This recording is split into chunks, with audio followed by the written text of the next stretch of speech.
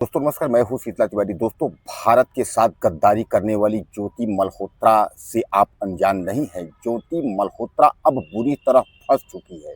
ज्योति मल्होत्रा अब दहाड़ मार करके रो रही है, चिल्ला रही है, माफ कर दो। फांसी से पहले वह अपने प्रेमी से मिलना चाहती है। ज्योति मल्होत्रा अब बर्बाद हो चुकी है। ज्योति मल्होत्रा अब जो है मिट्टी में मिल चुकी है, क्योंकि उसने हमारे देश भारत के साथ जो है गद्दारी की है। ज्योति मल्होत्रा जो है वह जासूसी करती थी, यानी हमारे भारत की जो अंदरूनी गतिविधियां है उसके बारे में पाकिस्तान के अधिकारियों को यानी पाकिस्तान को जो है बताती थी, जिसमें तमाम जो है हमारे देश में बड़ी से बड़ी घटनाएं हो जाया करती थी।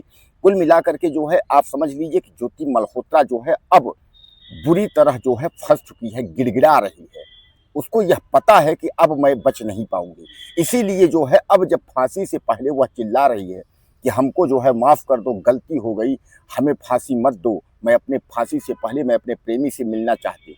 तो सबसे पहले आप समझ लीजिए कि ज्योति मल्होत्रा जो है यह भारत की लड़की है और यह एक यूट्यूबर है।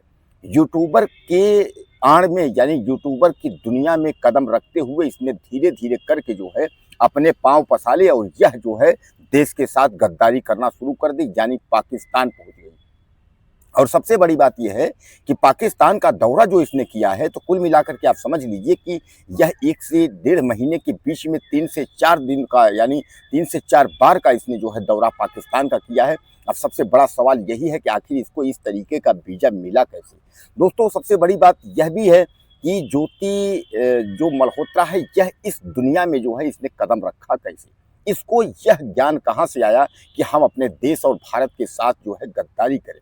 अब जो पहलगाम की जो घटना हुई है अभी हाल में, जैसा कि आप जानते हैं कि 26 जो जवान थे हमारे देश के जो नागरिक वहाँ गए थे, 26 लोगों की आतंकवादियों ने जो है हत्या कर दी है। अब वहाँ भी पहलगाम में भी इसको ज्योति मल्होत्रा को ले जाने की तैयारी है।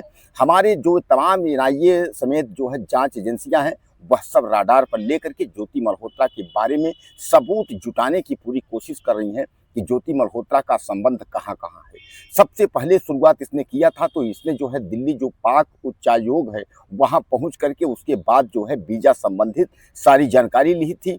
और वहीं इसकी जो है उच्चायोग में एक दानिश नाम का व्यक्ति था जिससे इसका संपर्क हुआ था, और दानिश ने जो है 1-2 व्यक्तियों से संपर्क करवाया था जो पाकिस्तान के जो है अधिकारी हैं, जो जासूसी का कार्य करते हैं, उससे संपर्क करवाए थे। उसके बाद धीरे धीरे इसने जो है इसमें कदम रखा और यह जो है पूरी व्यवस्था जो इसको पाकिस्तान में रहने की जो है जो दानिश नाम का व्यक्ति था उसी ने ही करवाया था। यानी कुल मिलाकर के उसके बाद यह धीरे धीरे जो है दलदल में फंसती चली गई। चाहे यूँ कहिए आप फंसती चली गई, चाहे यूँ कहिए इसको जो है फंडिंग होता गया और ज़्यादा पैसे की लालच ने जो है आज इसने जो है देश को दांव पे लगा दिया और हमारे जो देश के नवयुवक जो जवान हैं सबको इसने जो है दांव पे लगा दिया। दोस्तों, सबसे बड़ा सवाल यह है कि ज्योति मल्होत्रा का फोटो अगर आप देखेंगे तो किसी हीरोइन से कम नहीं है।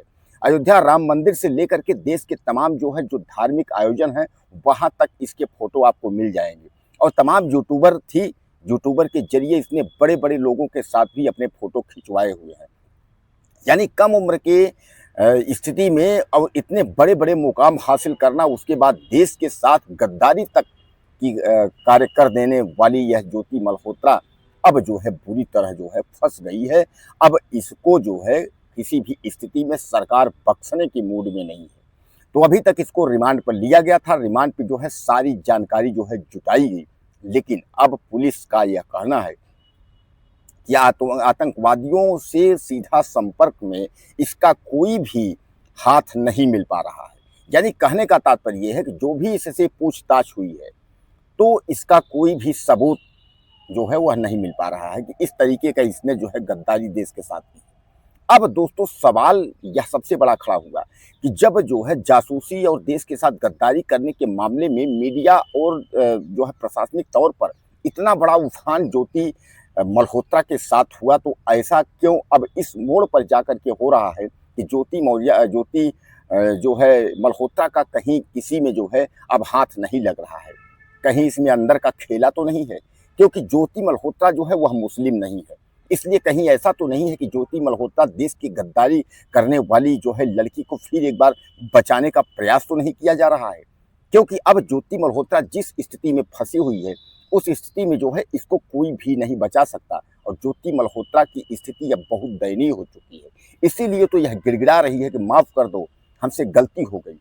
फांसी होने वाली है, फांसी से पहले जो है वह ज्योति जो मल्होत्रा है वह अपने जो है प्रेमी से मिलना चाहती है, गुहार लगा रही है कि माफ़ कर दो, गलती हो गई, हमने देश के साथ जो भी गद्दारी की, हमसे गलती हो गई।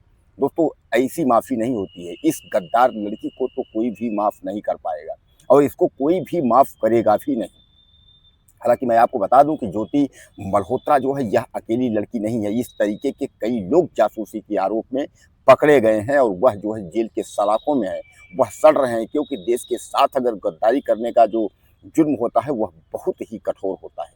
तो कहने का मतलब यह है कि ज्योति मल्होत्रा जो है वह एक बार फंस चुकी है और इसके जो डिटेल हैं उस डिटेल में ज़्यादातर पाकिस्तान के लोगों के नंबर और संपर्क में होने के नाते और पाकिस्तान जाना, वहाँ का वीडियो बनाना, वीडियो बना करके उसके बाद को सार्वजनिक करना और इस तरीके तमाम जो है देश के साथ अपने जासूसी संबंधित जो कार्य है ज्योति मल्होत्रा जो किया करती थी, उस मामले को लेकर के जो है सरकार ने जो है काफ़ी नाराज़गी भी जताई है और बहुत कड़े कदम जो है उठाए हैं। तो ज्योति मल्होत्रा की स्थिति जो है अब गिड़गिड़ाने लायक जो है सरकार ने बना दिया है। अब ज्योति मिश्रा जो है ज्योति मल्होत्रा परेशान हो गई है। ज्योति मल्होत्रा को यह लग रहा है अब कोई शक्ति हमें जो है नहीं बचा पाएगी। दोस्तों, आपको क्या लगता है इस गद्दार लड़की के साथ क्या होना चाहिए?